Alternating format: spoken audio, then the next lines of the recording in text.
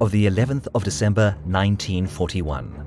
Aboard the light cruiser Yubari, Rear Admiral Sadamichi Kajioka holds a final briefing before a planned invasion as his task force steams towards the Wake Atoll, a US military outpost in the western Pacific Ocean. The war has just started, and the powerful Imperial Japanese Navy already inflicted several serious blows, crippling American influence in the region. The upcoming assault of US fortifications on the atoll was to be another striking success for the Japanese armed forces. The struggle for Wake Island is about to begin. This video is sponsored by War Thunder. If you enjoy vehicle combat set in the latter half of the 20th century, then be sure to check out War Thunder. Free to play on PC, Xbox One and PS4 with cross-platform support, War Thunder lets you take to the land, sea and air in a myriad of combat vehicles. With over 1,200 vehicles to choose from and more than 80 theaters of war, such as Wake Island featured in today's video, you really can pick your battles. With amazing graphics and authentic physics, you will be immersed in conflict. Join over 20 million players from around the world in a game that is constantly being updated with new content and multiple game modes to enjoy. It's late September of the year 1941. Pursuing an aggressive expansionist policy, the Empire of Japan prepares to launch an invasion on the lucrative Dutch East Indies and British Malaya in an attempt to overcome the oil embargo imposed by Western powers and, more importantly, gain much coveted economic independence. Yet such a bold plan unsurprisingly came with some uncertainties. Being aware of the close ties between the United Kingdom and the United States, Japanese planners expected the latter to react to any aggression in Southeast Asia and join the war on the Allied side. In order to remedy this potential problem, the Imperial Japanese Navy was tasked with incapacitating the United States Pacific Fleet with a preemptive strike to ease Japan's expansion into the south and subsequent establishment of good defensive positions.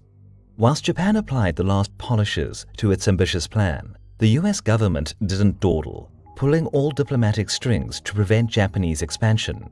Moreover, the primary base of the US Pacific Fleet was moved to an advanced station at Pearl Harbor Naval Base in Hawaiian territory in the hope of dissuading Japanese expansion plans. On top of that, military bases were built in the Central Pacific territories under American control to strengthen their presence in the region. One such remote defensive outpost was located on the Wake Atoll, roughly 2,000 miles west of Hawaii and just 600 miles north of the Marshall Islands, being under Japanese control. Construction of military facilities began in early 1941, and by the beginning of December of the same year, more than 1,100 civil construction staff were working on the atoll. But being a military base, almost 450 US Marines, along with several dozen Navy and Army personnel, were also garrisoned on the island. Apart from machine guns and small arms, they were equipped with 6 coastal artillery pieces, 12 anti-aircraft guns, and last but not least, 12 F-4F Wildcat fighter planes. One could imagine that nearly 1,500 hardware-reinforced Marines were sufficient to properly defend a tiny speck of land on the vast Pacific Ocean. Yet Navy Commander Winfield Cunningham, who flew to the island late November to assume overall command, knew that the garrison on the Wake Atoll should be at least 4 times bigger to pose a serious deterrent to the powerful Japanese Navy. Nevertheless, Cunningham got straight to work, giving top priority to finishing the airstrip and defensive fortifications as soon as possible. But in spite of the earnest efforts of the Wake Islands personnel, the war in the Pacific broke out well before they had a chance to complete their duties. Early in the morning of the 8th of December 1941, a radio technician on Wake Island opened daily communications with Hickam Field at Pearl Harbor, on the other side of the international dateline. Yet the initial transmission was distorted and barely intelligible. Something was not right. Soon, renewed attempts to establish communication made it abundantly clear Pearl Harbor was suffering a relentless assault from carrier-based Japanese warplanes. The United States was at war. Within the next hour, Commander Cunningham and Major Devereaux of the United States Marine Corps made hasty preparations for an impending attack. Soldiers scrambled, manning defensive positions and readying anti-aircraft guns. As the Wake Island outpost still lacked proper radar equipment, 4 Wildcats took to the skies and, despite poor visibility, attempted to patrol the area. Several hours had passed as the island's defenders, feeling the tension and fear mount, looked across the sky for any sign of enemy aircraft. Eventually, almost precisely at noon, the roar of 36 Japanese twin-engined medium bombers filled the air as they approached through a rain squall. Anti-aircraft gunners struggled to match their range as Japanese bombs pulverized the station's facilities and destroyed all 8 Wildcats that remained on the ground. 23 men were killed, mainly air personnel.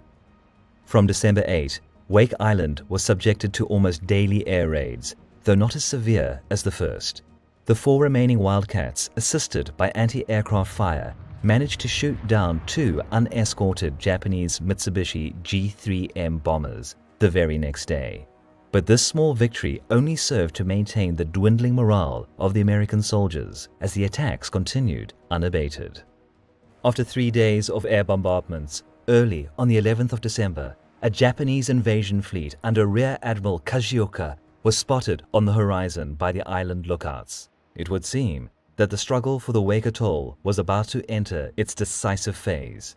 3 light cruisers, 6 destroyers, and 2 troop transports arrived off Wake Island and closed the distance to the beaches with purpose. Japanese artillery boomed as the task force steamed along the coast, but the island's defenses remained silent. Admiral Kajioka, probably being encouraged by the bomber crew's optimistic reports, ordered his ships to close the distance further and continue the artillery barrage. The Japanese distance to the beach steadily decreased as Kajioka's ships shelled the shoreline, destroying some civilian buildings but inflicting no damage to the island's defensive encampments. Major Devereaux, commanding the Marine Corps, patiently waited. He was aware of the shortcomings of his 5-inch coastal guns and ordered to hold fire until the Japanese ships drew closer, virtually into point-blank range. At last, the American batteries answered, and an initial salvo scored first hits on the Yubari, much to Kajioka's surprise. The Japanese admiral realized he'd been lured into a trap and was forced to immediately retreat to a safer range, hoping to avoid serious losses. But accurate fire from the coastal guns soon yielded significant results. Some of the American shells struck the aft torpedo mounts on one of the destroyers, causing a large explosion on board, tearing the ship in two. Within the next few minutes, the Hayate was enveloped by the waves along with her crew of 168 men. Yet the bad news did not end for Admiral Kajioka. In that time, the 4 Wildcats took off from the airstrip and joined the fray, pouncing on the retreating Japanese vessels. Initially, the American aircraft dealt minimal damage to the cruisers, but soon, one of their bombs exploded on the Kisaragi, another destroyer, by chance igniting her depth charges. The chain of explosions that followed ripped the Japanese ship apart, and just like the Hayate minutes earlier, the Kisaragi went under. A further 157 sailors were killed. At the loss of 2 Wildcats, the US defenders managed to repel the invasion, sinking 2 destroyers and damaging several other ships. It was the first tactical defeat of the Japanese Navy in World War II, giving hope to all Americans after the disastrous attack on Pearl Harbor. But for the defenders on Wake Island, it was but the first round. Japanese air raids continued for the next 12 days. A constant state of vigilance drew a significant toll on the Marines, as they had to remain at their gun positions around the clock. With little respite between Japanese bombardments, Wake Island was not left entirely to its own fate, as a relief force dispatched from Hawaii was already on the move. Yet by 22 December, it was still far away from the atoll. All the while, the situation on Wake grew increasingly dire. The 2 last Wildcat fighters were lost in dogfights with a new threat, Japanese carrier-based Zeros, which complemented the waves of bombers. This could only mean that another invasion was but hours away. Indeed, early in the morning of the very next day, Admiral Kajioka's task force returned, but this time he was reinforced by 2 fleet carriers and several other heavier warships. 2 old destroyers were ran aground to allow the almost 2,000-strong Japanese unit to land on the beach. Soon a desperate battle was fought across the island, as the wary defenders struggled to hold their ground against the numerically superior